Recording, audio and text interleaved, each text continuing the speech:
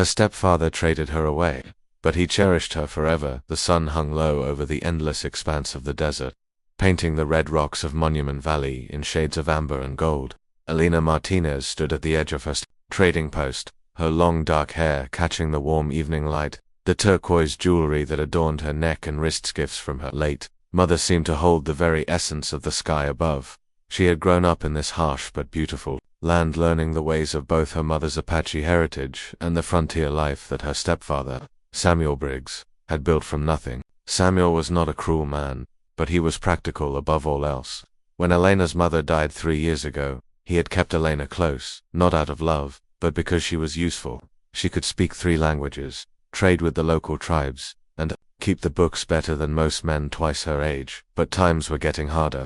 The railroad was coming through, changing everything. The old trading routes were drying up, and Samuel's debts were mounting higher than the red cliffs that surrounded their home. Elena sensed the change in him before he spoke the words that would alter her life forever. She noticed how he avoided her eyes during supper, how his hands shook slightly when he counted the coins in his lockbox, how he stared out at the horizon as if searching for answers in the desert wind.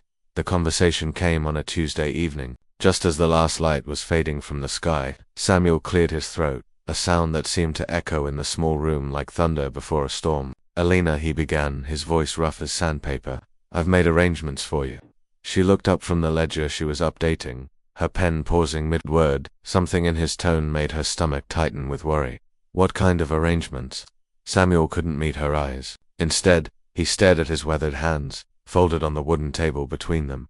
"There's a man, Thomas Whitmore. He runs cattle up north, near the Colorado border. He's looking for a wife, and he's willing to pay handsomely for the right woman." The pen fell from Elena's fingers, leaving a small blot of ink on the page like a tear. "You're selling me," she whispered, the words barely audible above the wind that whistled through the gaps in the adobe walls. "It's not like that," Samuel said quickly, though his voice lacked conviction. "It's a marriage arrangement. You'll have security, a home, more than I can give you here."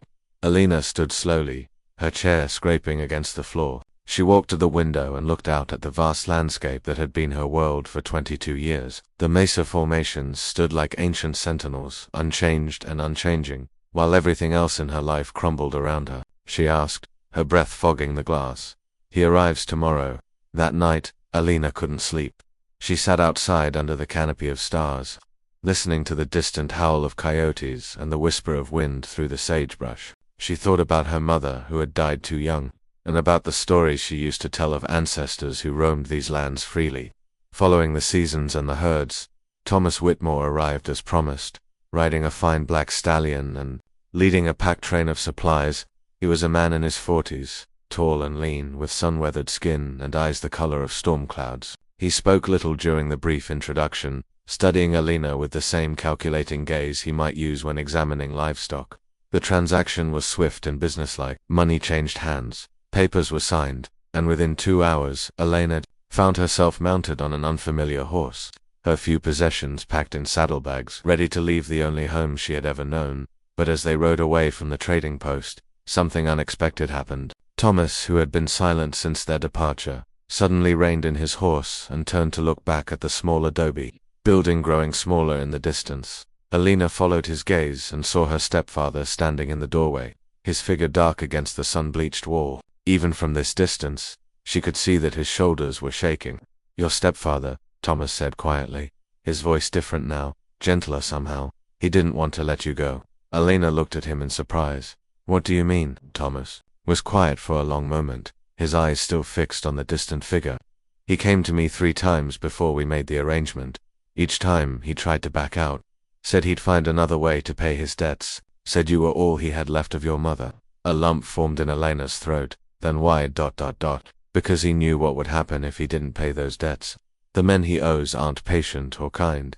They would have taken everything, including you, and you wouldn't have had any choice in what happened next." Elena felt tears stinging her eyes as she watched Samuel's figure disappear into the adobe house.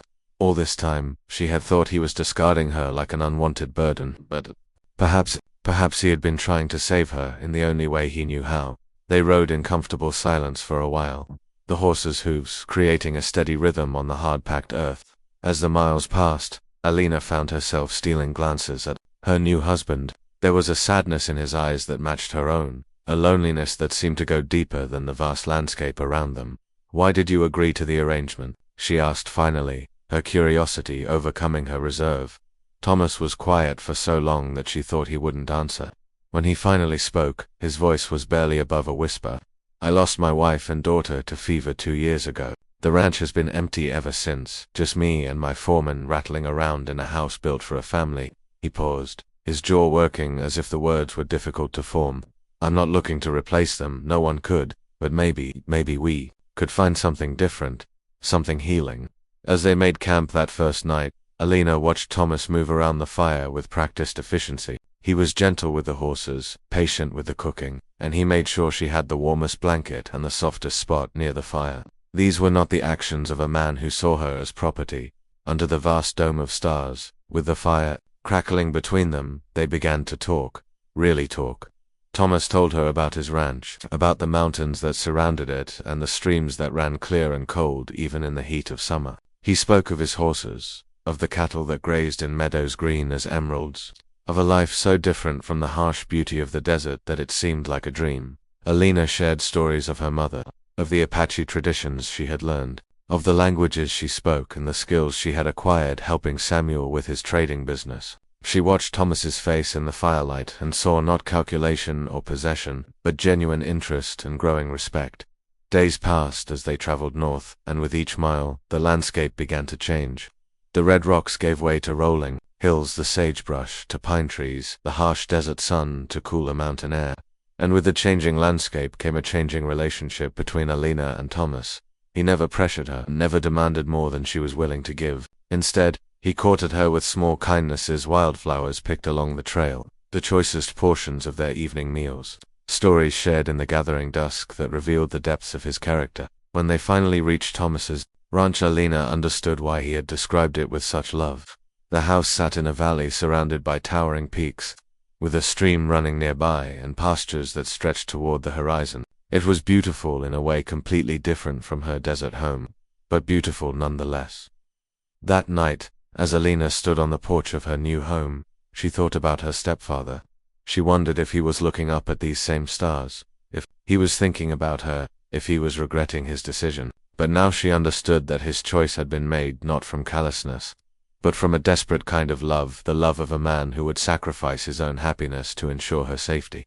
Thomas appeared beside her, 2 cups of coffee steaming. "In the cool mountain air, regrets?" he asked softly. Alina considered the question carefully. She thought about the trading post, about Samuel sitting alone at his table, about the life she had left behind. Then she looked at Thomas, at this man who had given her not just safety and security, but the beginning of something she had never dared hope for, a partnership built on mutual respect and growing affection. "No," she said finally, accepting the cup of coffee and feeling its warmth spread through her fingers. "No regrets."